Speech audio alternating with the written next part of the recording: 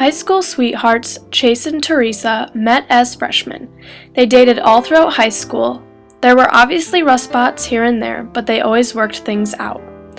After high school, they both went to the same college. Going into their senior year of college, marriage was both on their minds. When they were in their last month of college, Chase took Teresa on a very romantic date. There, he popped the question to Teresa, and she said yes. They were married for several months before the big question of babies came into their minds. They discussed it and decided they wanted to expand their family. Teresa was pregnant just several months later, and they were both so incredibly blessed and excited for their firstborn to come. Teresa, as any woman would, had that beautiful glow to her and was excited to hear every few months from her doctor that her baby was healthy. 9 months later, as you would suspect, Teresa gave birth to a healthy baby girl named Viola. Viola was just like her mother. She was very energetic, smiled often, and loved being around people. Viola grew up like any other child would. She slowly started crawling and was hopefully getting to the stage of walking soon. But when Viola had turned 9 months, Teresa unexpectedly died of sudden, unexpected death syndrome in her sleep.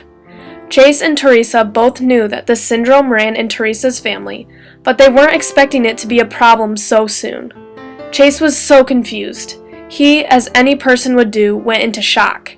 He could not believe what had happened and started to get upset why this had happened to their family. Chase struggled with depression for several months afterwards.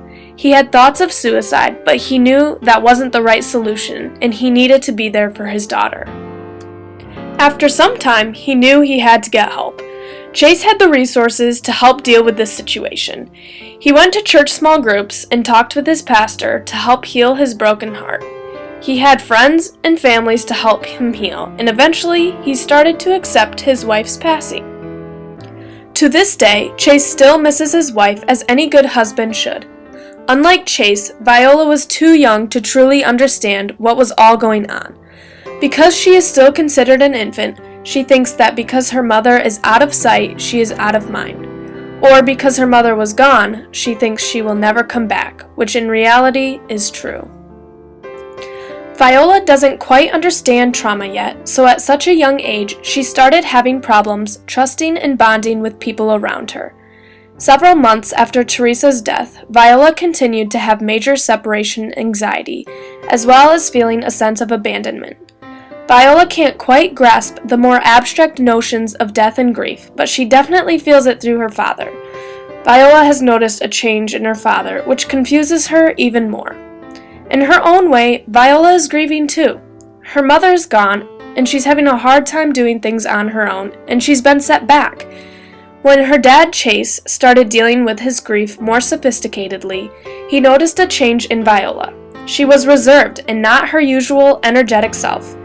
Viola started walking, but she was very dependent of others to help her dress, get toys for her, or carry her places. Chase started working towards helping his daughter get back on track with her life.